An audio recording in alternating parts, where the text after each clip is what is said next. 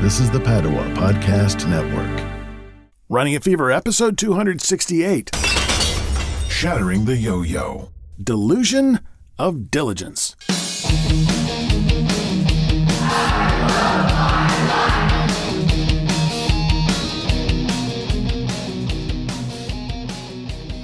Previously on Running a Fever.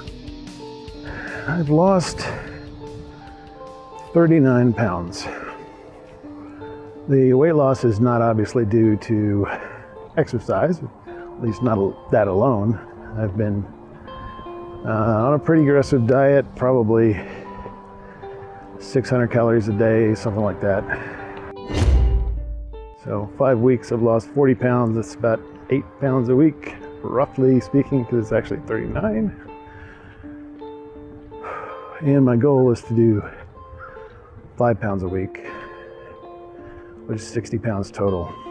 I actually have less than 5, maybe 4. Yeah, 4. I'll have lost 63 pounds. And I'm thinking I probably need to do that. Honestly, I'm not really feeling that great on this low-calorie diet. These are the kind of things that I'm dealing with.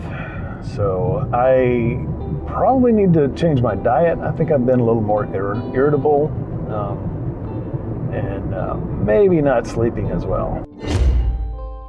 So one of the things that's going on, one of the things that you need to be aware of if you're losing a lot of weight is that your body may metabolize medicine differently. Not just because you have, less body mass, but also because of chemical changes, your metabolism is changing, your amount of body fat relative to your body weight is changing.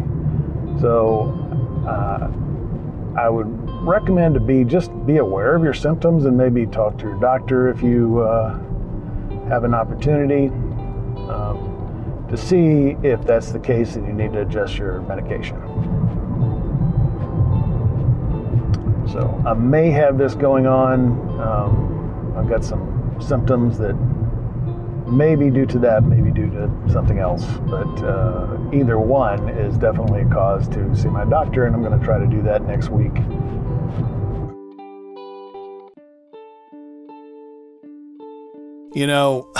Listening to that clip, it's amazing looking back, knowing what I know now.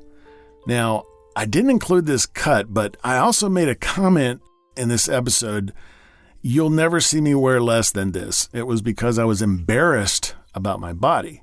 But toward the end of the year, I felt really good. I felt fine about, wearing shorts, and I would even go out in a relatively tight t-shirt in my street clothes on shorts on the trail. That's an indication of progress, I think. I can't tell you how good it felt, and I'm sure I did back then, but how good it felt to be at a healthy weight and a healthy body shape.